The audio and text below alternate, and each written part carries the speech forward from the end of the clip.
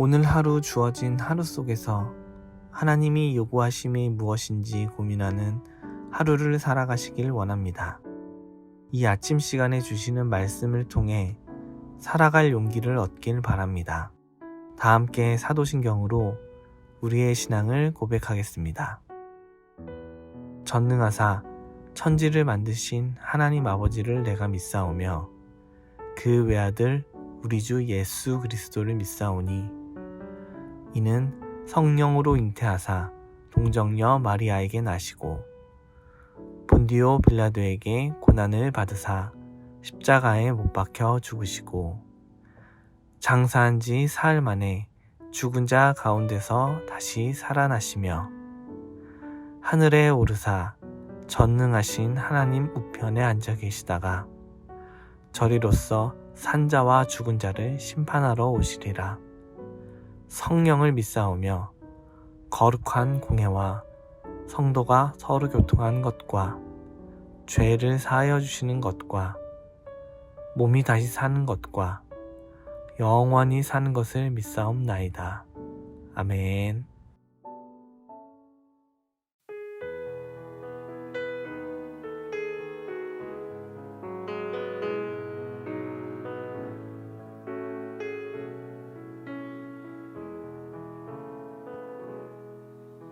그 선한 힘에 고요히 감싸여 그 놀라운 평화를 누리며 나 그대들과 함께 걸어가네. 나 그대들과 한 해를 여네. 지나간 허물 어둠의 날들이 무겁게 내 영혼 짓눌러도 오 주여 우릴 외면치 마시고 약속의 구원을 이루소서.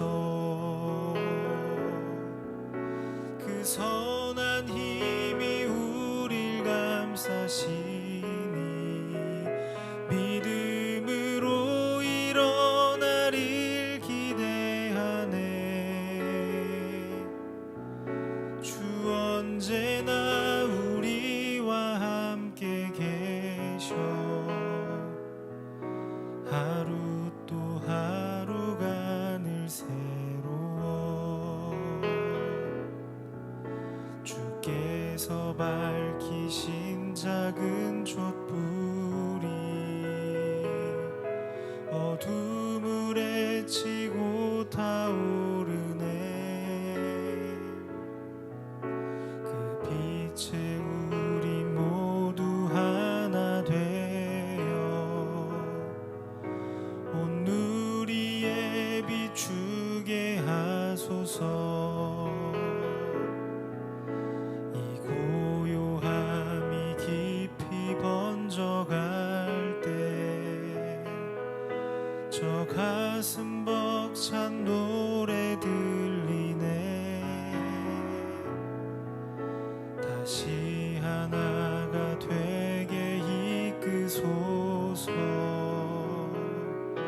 당신의 빛이 빛나는 이 밤 그 선한 힘이 우릴 감싸시니 믿음으로 일어나릴 기대하네. 주 언제나 우리와 함께 계셔 하루 또 하루가 늘 새로워.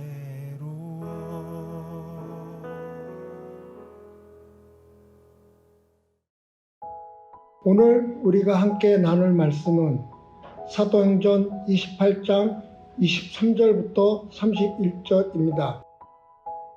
그들이 날짜를 정하고 그가 유숙하는 집에 많이 오니 바울이 아침부터 저녁까지 강론하여 하나님의 나라를 증언하고 모세의 율법과 선지자의 말을 가지고 예수에 대하여 건하더라. 그 말을 믿는 사람도 있고 믿지 아니하는 사람도 있어 서로 맞지 아니하여 흩어질 때에 바울이 한 말로 이르되 성령이 선지자 이사야를 통하여 너희 조상들에게 말씀하신 것도 옳도다. 일러스되 이 백성에게 가서 말하기를 너희가 듣기는 들어도 도무지 깨달지 못하며 보기는 보아도 도무지 알지 못하는도다. 이 백성들의 마음이 운둔하여져서 그 귀로 둔하게 듣고 그 눈을 감았으니 이는 눈으로 보고 귀로 듣고 마음으로 깨달아 돌아오면 내가 고쳐줄까 함이라 하였으니 그런즉 하나님이 이 구원을 이방인에게로 보내온 줄 알라. 그들이 그것을 들으리라 하더라. 바울이 이태를 자기 셋집에 머물면서 자기에게 오는 사람을 다 영접하고 하나님의 나라를 전파하여 주 예수 그리스도에 관한 모든 것을 담대하게 거침없이 가르치더라. 아멘. 반갑습니다. 오늘 사도행전 28장 23절부터 31절을 중심으로 믿음이라는 주제의 말씀을 함께 나누겠습니다. 사실 오늘 본문은 조금은 이해하기 어려운 본문입니다. 인간적으로 보면 이해하기 좀 어려운 본문입니다. 바울은 로마에 갔습니다. 여행을 하려고 간 게 아니고 황제 앞에 서서 복음을 전하라고 하셨기 때문에 간 겁니다. 매우 어려운 과정들을 거쳐서 갔죠. 근데 황제를 만나기는커녕 아무것도 안 하고 있었습니다. 다만 바울을 찾아오는 사람들에게 복음을 전하기는 했죠. 그러나 그렇다고 해서 그게 대단한 결실을 맺은 것은 또 아니었습니다. 바울이 복음을 전할 때 믿는 사람도 있었지만 믿지 않는 사람들도 있었고 오히려 거부하는 사람들도 많았습니다. 24절인데요. 그 말을 믿는 사람도 있고 믿지 아니하는 사람도 있어 서로 맞지 아니하여 흩어질 때 바울이 한 말로 이르되 성령이 선지자 이사야를 통하여 너희 조상들에게 말씀하신 것이 옳도다. 일러스되 이 백성에게 가서 말하기를 너희가 듣기는 들어도 도무지 깨닫지 못하며 보기는 보아도 도무지 알지 못하는도다. 이 백성들의 마음이 우둔하여져서 귀로는 둔하게 듣고 그 눈은 감았으니 이는 눈으로 보고 귀로 듣고 마음으로 깨달아 돌아오면 내가 고쳐줄까 함이라 하였으니 이 정도가 되면 사실 현타가 옵니다. 현실 자각 타임이라고 하는데요. 나는 뭐지? 나 여기서 뭐하고 있지? 내가 여기 있어야 될 이유가 있나? 내가 여기 있는 게 무슨 의미가 있지? 이게 현타가 오는 겁니다. 내가 이렇게 쓸모없는 사람이고 나 같은 건 있을 필요도 없고 그런 생각이 막 올라옵니다. 누구라도 다 마찬가지입니다. 바울이라고 달랐을까요? 다르지 않았을 겁니다. 그러나 바울은 현타에 자기 자신을 맡기는 게 아니고 전혀 다른 생각을 합니다. 그 말은 단지 바울이 긍정적으로 생각했다거나 실망하지 않았다거나 용기를 냈다거나 그런 의미가 아닙니다. 완전히 다른 의미인데 그 순간에 하나님을 믿기로 했다는 겁니다.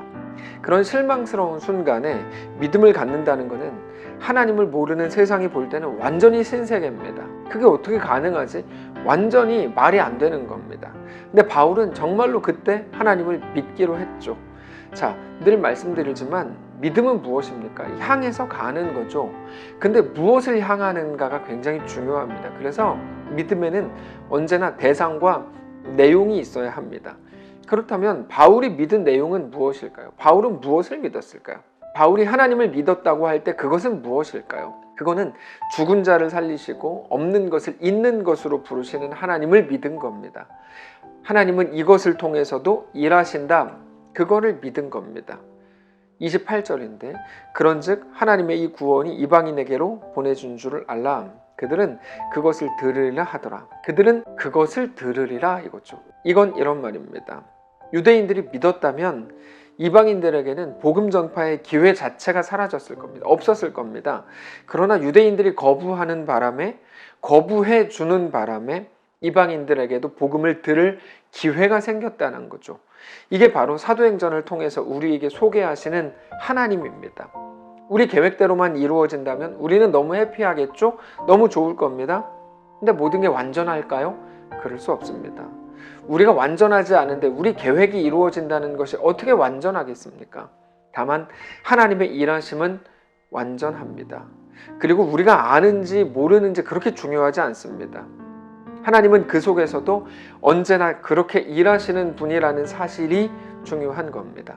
그래서 우리는 우리의 한계의 순간, 실망의 순간, 현타가 오는 그 순간에 하나님을 믿어야 됩니다. 현타가 온다는 것은 이걸로 뭐가 되겠나 이거를 말하는 건데 그 순간에 하나님을 믿어야 됩니다. 믿음은 그때 발휘되는 겁니다. 왜 못 믿냐 이런 말이 아니고 그때가 기회다 이런 말입니다. 하나님께서 우리를 정죄하시는 게 아니고 믿음을 요구하시는 것입니다. 지금이 기회야. 할 수 있어. 해봐. 이런 말입니다. 우리는 하나님이 내 약함을 강함으로 바꾸신다는 말을 자주 인간적인 관점으로 해석하려고 하는 실수를 범합니다. 그 말을 마치 하나님이 연약한 나를 강하게 하셔서 나로 하여금 모든 것을 이기는 자가 되게 하신다라고 생각한다는 것이죠. 그래서 매일 우리가 무엇을 기대합니까? 무엇을 기다리죠? 난 언제쯤 강해지나? 난 언제쯤 온전해지나? 이거를 늘 기다리고 기대합니다. 근데 그건 그런 말이 아닙니다.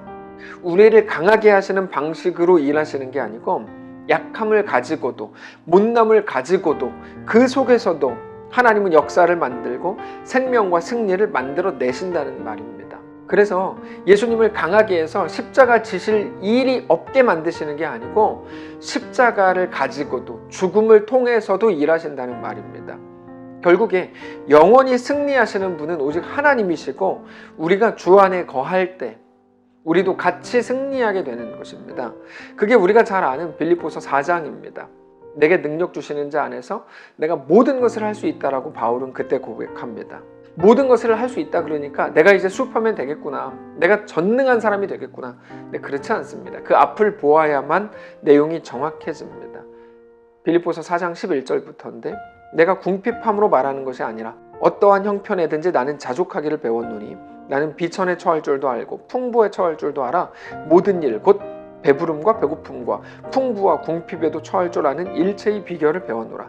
내게 능력 주시는 자 안에서 내가 모든 것을 할 수 있느니라.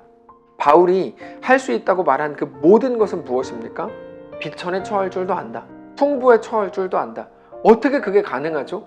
내 강함이 일하는 게 아니고 내 약함을 통해서도 일하시는 하나님을 믿는다. 그런 말입니다. 어떤 형편에도 자족하기를 배웠다는 게 그런 의미입니다. 왜요? 사람들은 배고픔을 악하다 그러고 불행이라 그러고 벗어나야 되는 일이라 그러고 못났다고 하고 그거는 잘못된 거다. 더 온전해져야 된다라고 말하지만 거기에 얼굴을 가리고 멸시의 대상으로 삼지만 하나님은 그것으로도 생명과 구원과 위로와 샬롬을 만들어내시는 분이라는 것을 알고 배웠기 때문입니다. 그래서 바울이 어떻게 하기로 합니까? 하나님의 일하심을 믿으면서 바울은 그러므로 거기서 자기가 할 수 있는 일을 합니다. 그게 전부입니다. 30절, 31절인데요. 바울이 온 이태를 자기 셋집에 머물면서 자기에게 오는 사람을 다 영접하고 하나님의 나라를 전파하며 주 예수 그리스도에 관한 모든 것을 담대하게 거침없이 가르치더라. 너무 멋있는 말이죠. 다 영접했고요. 모든 것을 담대하게 거침없이 가르쳤대요. 너무 놀라운 일이죠. 근데 성도의 능력은 거기에 있다는 겁니다. 하나님이 요구하시는 신앙은 대단하게 어떤 일을 이루는 것도 아니고 유난을 떠는 것도 아닙니다. 예수님이 육신을 입고 걸으셨던 그 길, 그래서 요한복음을 보면 완전한 인간으로 표현을 하시는데요. 완전한 인간처럼 그 한계를 가지고 걸으셨던 그 길 위에 한계를 가진 사람으로 서 있는 겁니다. 우리는 한계를 못 견디는데 하나님은 거기에서 일하신다는 겁니다. 대단한 혁명을 일으키거나 세상을 대단하게 바꾼다. 그렇지 않고요. 그 자리에서 하나님을 사랑하는 자로 서 있는 겁니다. 인간적으로 보면 너무 무능한 것 같죠? 맞습니다. 그러나 하나님은 그것을 통해서도 일하십니다. 나는 풍부에 처할 줄도 알고 가난함, 배고픔에 처할 줄도 아는 일체의 비결을 배웠다가 바로 이겁니다. 그래서 우리가 자주 빠지는 함정이 무엇인가 하면 내가 가치 있어야 된다는 거죠. 내가 의미 있어야 되고 내가 영향력을 가져야 된다. 그게 그리스도인의 능력이다. 근데 여러분, 그거야말로 가장 분명한 함정입니다. 우리 인생의 가치는 우리가 만들어내는 것 아닙니다. 우리 인생의 가치, 우리 삶의 의미와 영향력은 오직 한 분 하나님이신 것을 믿으셔야 됩니다. 언제까지 예수 죽인 자리에 서 계실 겁니까? 사람들이 메시아로 오신 예수님을 왜 죽였을까요? 무가치해 보였기 때문입니다. 의미가 없어 보였기 때문입니다. 현타가 와서 그런 거예요. 고운 모양도 없고 풍채도 없고 흠모할 만한 아름다운 것이 전혀 없어 보였기 때문에 예수를 못 알아보고 죽인 겁니다. 그럼 우리는 뭐라고요? 무가치해 보이는 것으로도 하나님은 일하신다를 믿어야 된다는 겁니다. 하나님은 그렇다. 하나님은 그걸로도 일하신다. 생명을 만드신다. 구원을 이루신다.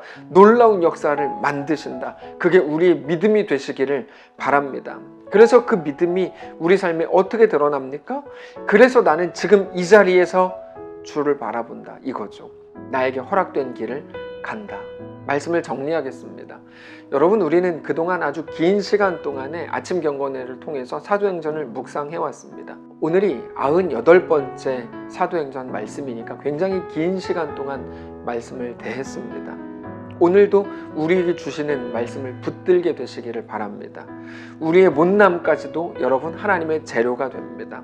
그것이 하나님의 가장 강력한 약속입니다.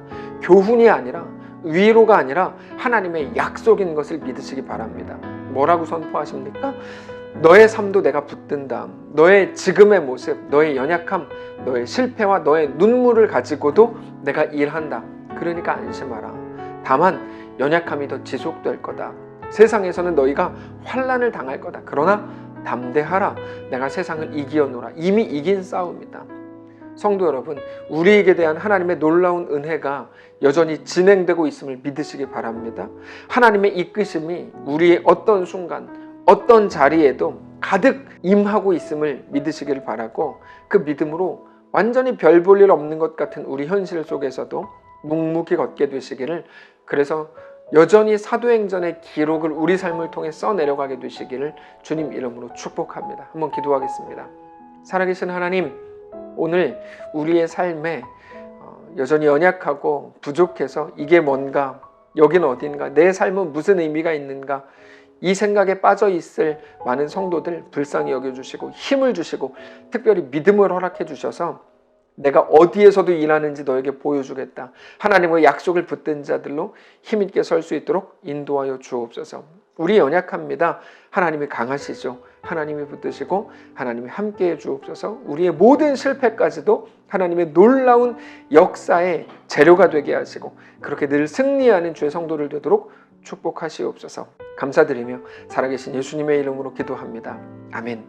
사랑하는 성도 여러분, 하나님께서 오늘 하루를 우리에게 또 허락하셨습니다. 믿음을 가지고 어떤 상황에서도 실망하지 마시고 절망하지 말고 좌절하지 마시고 일어나 승리하시기를 바라고, 우리의 승리는 오늘 그 자리에서 하나님을 믿고 사랑하는 것임을 여러분 꼭 기억하실 수 있기를 바랍니다. 내일부터는 예레미야 말씀을 함께 나누게 됩니다. 기도하시고 또 기대하시고 하나님의 놀라운 역사가 우리의 삶에 충만하시기를 주님 이름으로 축복합니다.